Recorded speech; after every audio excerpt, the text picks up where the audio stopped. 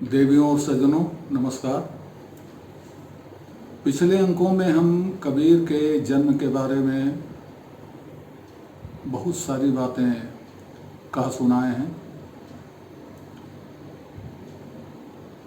और उसमें मैंने इस बात पर जोर डाला है कि महात्मा कबीर के बारे में जितनी भी कहानियां हैं जीवन के बारे में, वह सभी पंथियों की कहानी को छोड़ दें तो बाकी सारी कहानियां कहीं न कहीं कूट से प्रेरित हैं और उस कूट का स्रोत कबीर वाणी ही है। लोगों ने कबीर के जीवन की जो कहानियां गढ़ी वह इस कुशलता से गढ़ी कि उसका साक्ष्य वह दे सकें और कोई साक्ष्य से इनकार न कर सके। ऐसा क्यों किया गया? कुशाग्र बुद्धि का प्रयोग किया गया। जितना ही झटका कबीर की वाणी ने दिया था लोगों को, जितना ही तिलमिलाया था, जितना ही जलाया था लोगों को और जितना ही लोग जल रहे थे, उतनी ही ताकत से उन्होंने कूट रचना की।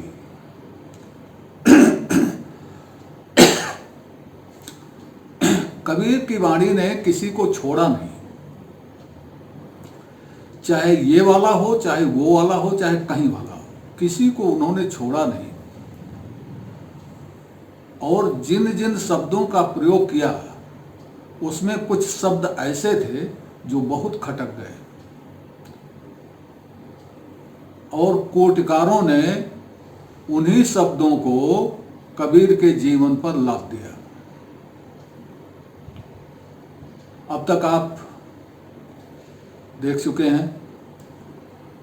अब एक और पद देखिए कबीर का। वो कह रहे हैं, राम चरण मन भाए रे, राम चरण मन भाए रे, अस ढुर जाओ राम के करहा, चरण प्रीत ल्यो लाए रे।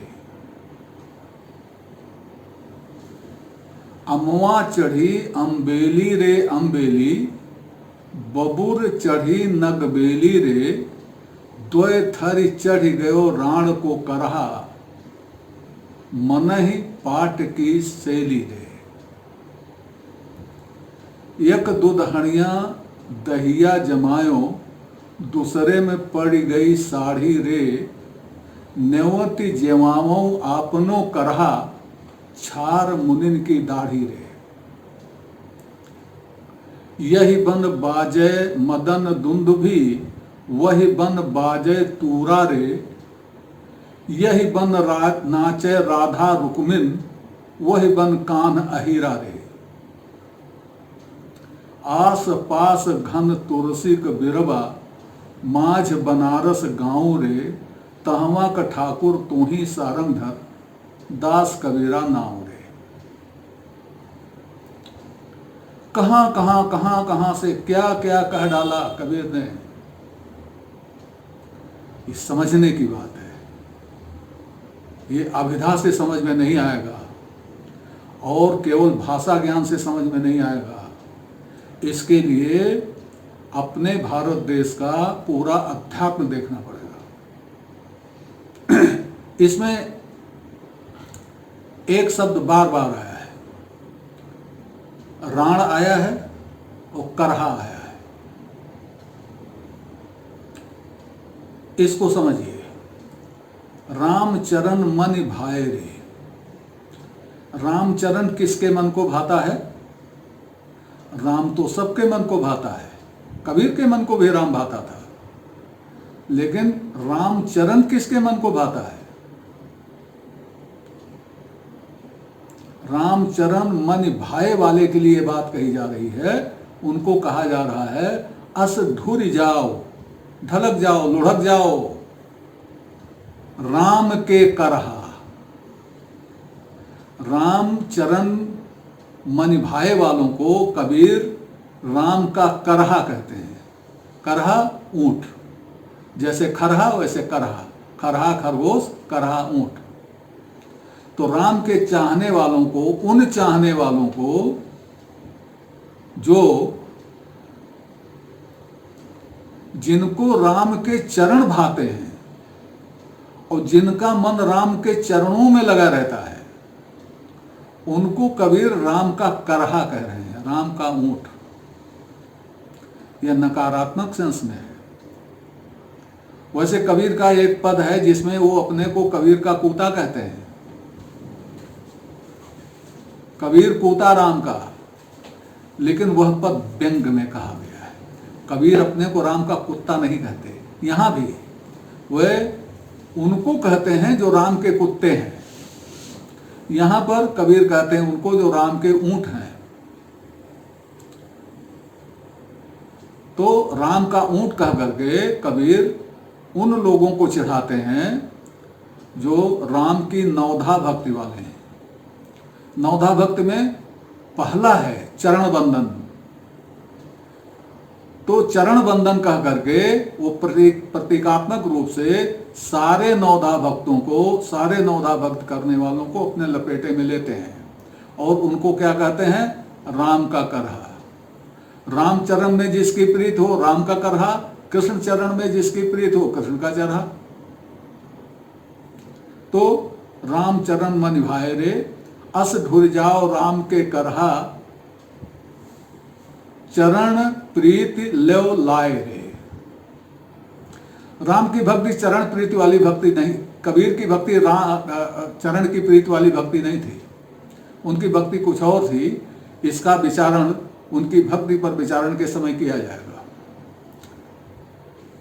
दूसरी पंक्तियों में वो क्या कहते हैं? अमवा चढ़ी अम्बेली रे अम्बेली, बबूर चढ़ी नगबेली रे। एक ही बेल होती है, वही बेल अगर आम पे चढ़ जाए तो अम्बेली कहलाती है और उसके गुण अम्बेली की तरह के अलग होते हैं, और वही बेल जब बबूर पे चढ़ जाती है तो उसको नागबेली कहते हैं। बेल वही है, आम पर चढ़ी तो अम्बेली, नाग पर चढ़ी तो नागबेली। उसी तरह से भक्ति तो एक ही है, ज्ञान तो एक ही है, सवाल यह है वो किस पर चढ़ रही है। अब यहां पर अगली लाइन में देखिए कबीर किस पर निशाना साधते हैं? द्वय थर चढ़ गयो राण को करहा। राण का करहा, राण माया को कहते हैं, माया का करहा इन दोनों पे चढ़ गया। भाई बेल तो किसी एक पर चढ़ेगी, या तो आम पे चढ़ेगी या बबूल पे चढ़ेगी, लेकिन ये ऐसी बेली है, ये राण का करहा ऐसी बेली है जो दोनों पे चढ़ गया। दोनों पे चढ़ने में सफल कैसे हुआ? मन ही पाट की सेली रे, इसके मन में पटसन की माला है। पटसन की माला किसका प्रतीक है? पटसन की माला उनका प्रतीक है जिनको आचार्य हजारी प्रसाद द्विवेदी कहते हैं कि कबीर इनसे प्रभावित थे। कहां प्रभावित थे भाई? वो तो मन ही पाठ की शैली वाले को राण का करहा कह रहे हैं, माया का ऊंट कह रहे हैं, माया का वाहन कह रहे हैं। तो कहां प्रभावित है भाई? खैर, एक हो गए नवधा भक्ति वाले, एक हो गए योग वाले, अब तीसरा लीजिए परंपरावादी।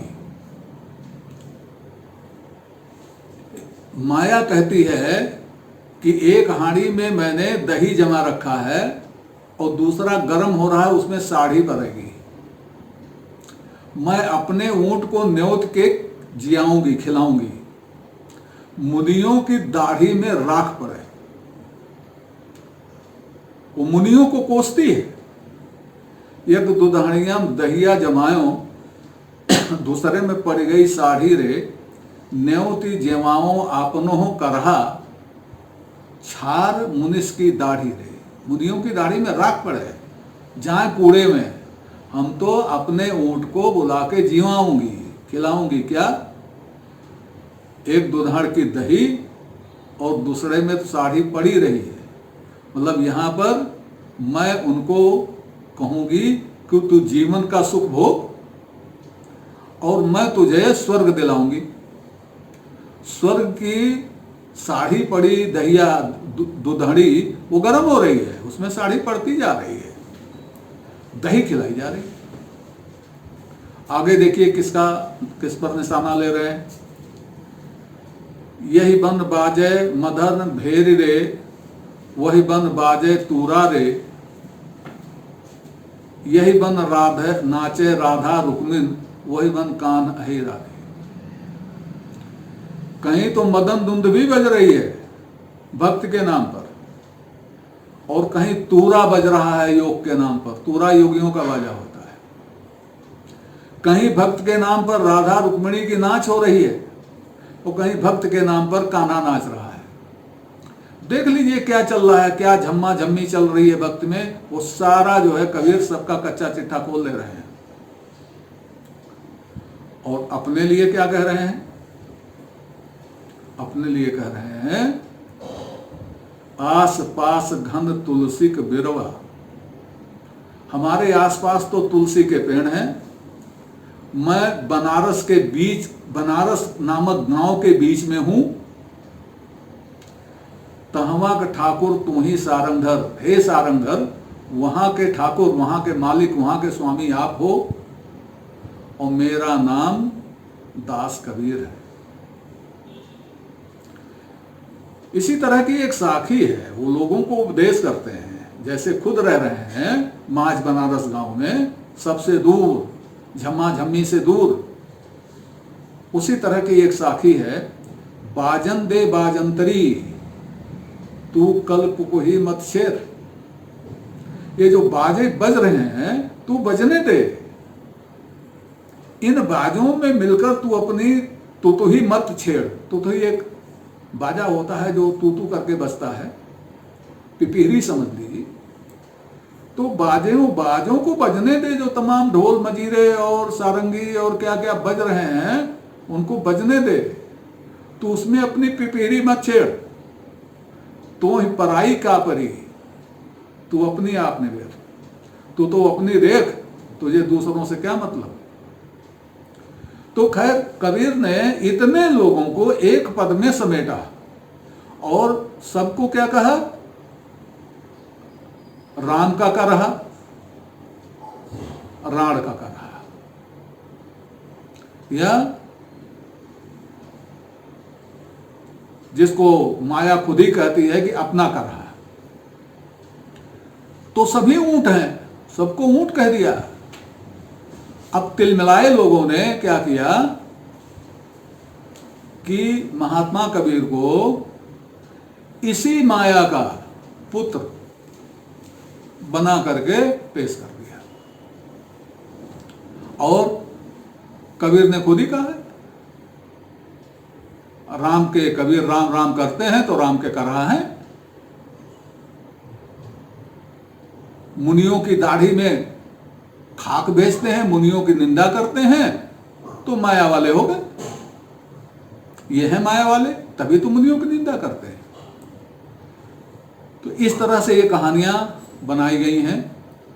विद्वानों से मेरा अनुरोध है कि वे इन कहानियों को जब देखें तो इन पर इस दृष्टि से विचार करें और कोई अपनी कहानी कृपया ना बनाए। आगे और विचार कर किया जाए। यह सब क्यों हुआ? यह सब इसलिए हुआ कि पंथियों ने अपनी गर्दन स्वतः ही पौराणिकों के हाथ में दे दी और अब उसका खामियाजा वो भुगत रहे हैं। माया के बारे में थोड़ी सी बात कर ली जाए। कबीर माया के बारे में क्या कहते हैं? जान पुरुषवा मोर सिंगार, अनजाने का करूं आहार। जो अनजान है, जिसको कुछ आता जाता नहीं है, वो तो मेरा भोजन है ही। और जिसको आता जाता है, जो विद्वान है, पंडित है, ज्ञाता है वो तो मेरा श्रृंगार है। तो माया के तो दोनों हाथों में लड्डू है, जो नहीं जानता कुछ उसके हाथ में भी वो भी उसके हाथ का लड्डू है, और जो बहुत कुछ जानता है, विद्वान है, विद्या को जानता है, पढ़ता लिखता है, पुस्तकों को जानता है, वह माया का श्रृंगार है। यह मौलिक चिंतन है कबीर का। हमारे उपनिषद भी यही कहते हैं कि जो विद्या से रहित है वह अंधकार में है, परंतु जो विद्या में रत है वह घोर अंधकार में है। वही बात कबीर कहते हैं, जान पुरुषवा मोरहार अनजाने का करो सिंगार। वही बात कबीर कहते हैं। तो अब तक जो आपने समझा और जो हमने समझाने की कोशिश की वो यही था कि कबीर की सारी कहानियां कूट जनित हैं, और कूट करने के लिए बुद्धिमान लोगों ने कबीर वाणी का ही उपयोग किया है। आज यहीं तक, अगले अंक में कूट के बारे में और भी बातें की जाएंगी। नमस्कार।